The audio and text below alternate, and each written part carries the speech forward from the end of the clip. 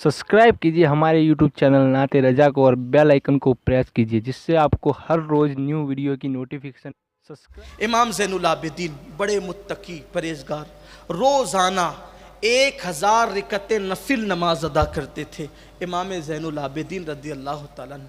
और बड़ा दुख सहा, आगे आने वाला है, बड़ा दुख सहा। करबला में बहुत दुख उठाया, बीमार थे, करबला शरीफ में बीमार थे, पूरे काफ़िले के साथ गए भी, वापस लौटे भी, बड़ी तकलीफ़ उठाई, बड़ी अजियत उठाई। और ये मत समझना कि करबला के बाद इमाम ज़ैनुल आबिदीन की मुसीबतें ख़त्म हो गई, नहीं। वाक़े करबला के बाद भी अब्दुल मलिक बिन मरवान, मरवान का बेटा अब्दुल मलिक, उसने इमाम ज़ैनुल आबिदीन को करबला के बाद भी उनके हाथों में हथकड़ियाँ लगवाई, उनके पैरों में बेड़ियाँ लगवाई। सादात के साथ ये सलूक हुआ है, कलमा पढ़ने वालों। मरवान का बेटा अब्दुल मलिक, ये करबला के बाद की बात है। कभी कभी हम सोचते हैं कि चलो करबला के बाद वो लोग सुकून से हो गए, नहीं। अब्दुल मलिक बिन मरवान ने मदीने मुनव्वरा में हथकड़ियाँ डलवा कर, पैरों में बेड़ियाँ डलवा कर, फिर मदीने से वापस दमिश्क तक पैदल बुलवाए। ये जुल्म हुआ है, इस सब्र के सिवा क्या किया। ये हमें बहुत बड़ा दर्स है, पैगाम है। नबी के घर वाले एक एक फर्द की जिंदगी को देखो। और फिर इमाम ज़ोहरी आपके शागिर्दों में है। जिस इमाम ज़ोहरी का जिक्र आप बार बार मुहद्दिसीन की ज़बान से सुनते हैं, तो ये आपके शागिर्दों में इमाम ज़ोहरी, और बड़े सिका रावियों में इनका शुमार होता है। तो इमाम ज़ोहरी जो है, जब आपके हाथ में हथकड़ियाँ थी और पैरों में बेड़ियाँ थी, तो दौड़ते पीछे पीछे चले, रो रहे थे, इमाम ये जुल्म की दास्तान कब ख़त्म होगी और ये जुल्म कब ख़त्म होगा। इमाम ज़ैनुल आबिदीन फरमाते, क्या तुम हमें मजबूर समझते हो? क्या मजबूर है ये सब बर्दाश्त करने के लिए? फरमाया देखो, जब चलते चलते जंगल में पहुंचे तो फरमाया देखो, जैसे ही आपने नजर डाली हथकड़ियों पर, पैर की बेड़ियों पर, वो सब टूट कर गिर गई। फरमाया हम आजाद हो सकते हैं, लेकिन बंदों की शान है कि यार की मर्जी पर राजी रहे, हम अल्लाह की रजा पर राजी हैं, वरना ये हथकड़ियां हमारे सामने कोई हैसियत नहीं रखती। फिर आपने देखा और फिर वो हथकड़ियों को फिर आपने अपने हाथों में डाल लिया। फरमाया मजबूर होकर के ये सब नहीं उठा रहे हैं, बस ये है कि बताना चाहते हैं कि बंदा वही बंदा है जो अपने मौला की रजा में राजी रहे। इसलिए कि एक मर्तबा किसी ने कहा था ना हज़रत इमाम हुसैन से, कि हज़रत अबू ज़र ग़िफ़ारी कहते हैं कि मैं तो बीमारी को तरजीह देता हूँ सेहत पर और गुर्बत को तरजीह देता हूँ दौलत पर। तो हज़रत इमाम हुसैन ने कहा था, अल्लाह अबू ज़र पर रहम फरमाए, हम होते कौन है किसी चीज़ को तरजीह देने वाले। बंदे की शान तो ये है, वो ये कहे मौला तू जिसमें राजी है मैं उसमें राजी। हम बीमारी क्यों मांगे, हम सेहत क्यों मांगे, हम दौलत क्यों मांगे, हम गुर्बत क्यों मांगे। हम तो बस यही कहते हैं कि जिसमें तेरी रजा है उसमें मेरी रजा है। हम वो लोग हैं, रजा बिल कज़ा वाले लोग हैं, अल्लाह की रजा में राजी रहने वाले लोग हैं। तो इमाम ज़ैनुल आबिदीन की ये शान है। फिर आपको कैद रखा गया, और अभी बात आती है मदीने मुनव्वरा में जब आप जिन दिनों रहे, वाक़या करबला के बाद आपने कभी ठंडा पानी नहीं पिया, आप कभी नहीं मुस्कुराए, आपने हमेशा तिलावत और इबादत में ज़िंदगी गुजारी। आपका हाल ये था कि मदीने मुनव्वरा के गरीबों को, मिस्कीनों को जब पता चलता ये गरीब है, ये मिस्कीन है, तो अपनी पीठ पर सामान रख कर ले जाते, लाद कर, और चुपके से उनके आंगन में डाल देते और चिट्ठी रख देते, ये तुम्हारे लिए हलाल है और ये तुम्हारी ज़रूरत के लिए है। फिर वो लोग परेशान रहते मदीने शरीफ के, कौन हमारे आंगन में ये सामान रख जाता है, कौन हमारे आंगन में ये चीज़ें रख जाता है। तो जब इमाम ज़ैनुल आबिदीन की शहादत हुई, तो उस वक्त जब आपको गुस्ल देने के लिए कपड़े हटाए गए, तो देखा कि आपकी पीठ पर बोरियों के निशान थे, सामान रखने का निशान था। लोगों ने कहा रे शहजादे रसूल ये काम तो नहीं करते थे, फिर ये निशान कैसे। तब घर वालों ने कहा, ऐ मदीने वालों, जो तुम्हारा पुरस्कार खादिम था आज उसका राज फाश हो गया कि जो तुम्हारे घरों के आंगन में अनाज की बोरियां रखकर, ज़रूरियात की बोरियां रखकर जाता था, वो कोई और नहीं था, यही ज़ैनुल आबिदीन थे। और अल्लाह ने क्या शान दी थी, बड़े खूबसूरत थे। ये भी मौला अली के हम शबी थे, रंग गोरा सुर्ख, और आपका हाल ये था, कद बहुत ऊंचा नहीं था, اور بڑے نحیف تھے، بڑے لاغر تھے. ظاہر سی بات ہے کہ کربلا کا صدمہ دیکھا تھا آنکھوں سے. بڑے لاغر تھے، کبھی صحت نہیں ہوئی آپ کی، ہمیشہ سے آپ جو ہے وہ نحیف الجسم، دبلے پتلے ہی رہے. تو اور ہر سال حج کے لیے جاتے تھے. ایک مرتبہ امام عالی مقام کی شہادت کے بعد ایک اختلاف ہو گیا خاندان میں. حضرت محمد بن حنفیہ کہتے تھے کیونکہ حسین میرے بھائی تھے اور اب بھائی کے بعد امامت کا حق میرا ہے، اس لیے امام خاندان میں جو ہے وہ میں رہوں گا. امام زین العابدین نے فرمایا کہ میرے والد نے جانشین مجھے بنایا تو اس لیے امام میں ہوں.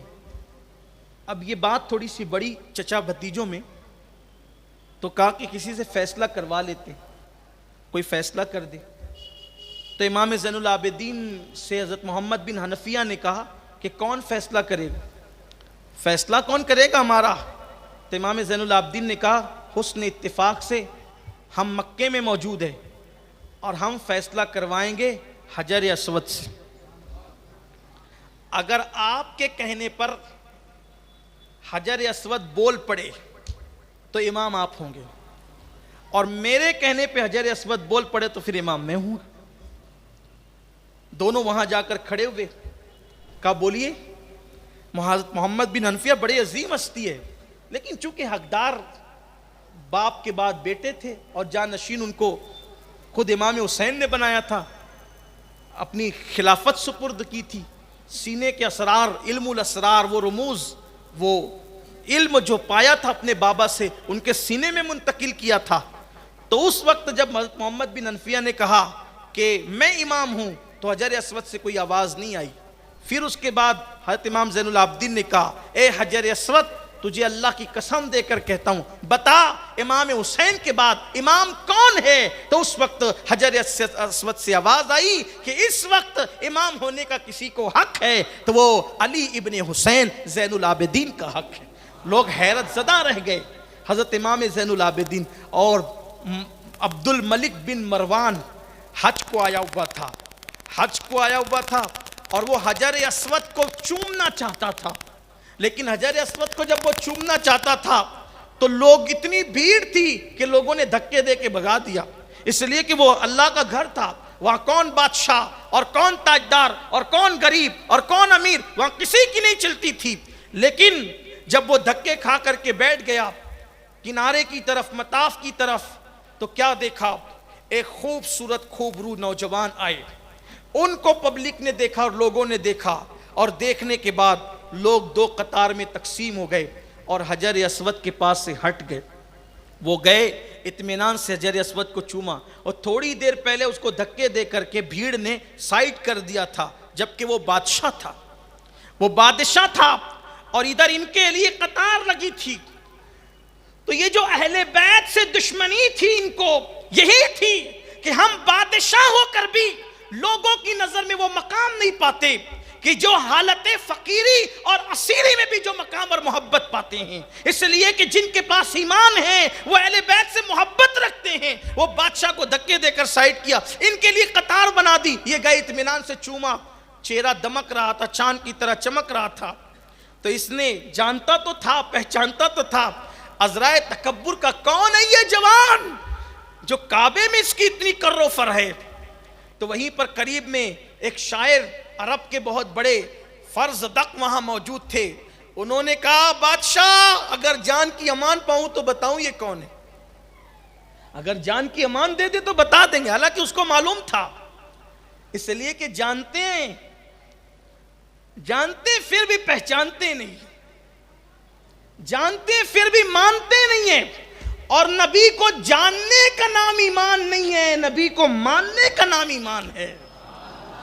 جانتا تو ابو لہب بھی تھا، جانتا تو ابو جہل بھی تھا، جانتا تو عتبہ بھی تھا، جانتا تو شیبہ بھی تھا. جانتے سب تھے مگر مانتے نہیں تھے. ایسے ہی اہل بیت کا فیضان جاننے والوں کو نہیں ملتا، ماننے والوں کو ملا کرتا ہے.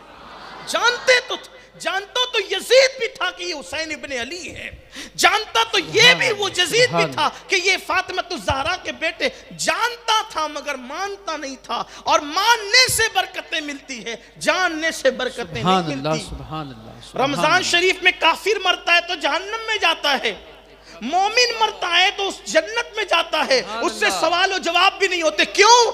کافر جانتا ہے کہ یہ رمضان کا مہینہ ہے، مانتا نہیں ہے، اس لیے اس کو رمضان کی برکتیں نہیں ملتی۔ مومن جانتا بھی ہے، مومن مانتا بھی ہے، اس لیے اس کو رمضان شریف کی برکتیں برکت چاہیے تو صرف جاننے سے کام نہیں چلے گا، ماننا بھی پڑے گا، بغیر مانے بگڑی نہیں بنتی۔ تو حضرت امام زین العابدین کے لیے کون ہے یہ جوان، اس کی اتنی عزت ہے کعبے، فرض رکھنے کا عزت پا، اگر جان کی امان پہ جانتے تھے نا کہ اگر تعریف کریں گے اہل بیت کی تو سری اڑنا ہے نا، برداشت تو ہوگا نہیں، تو جان کی امان پائے تو بتائیں۔ کہا بتائیں کون ہے؟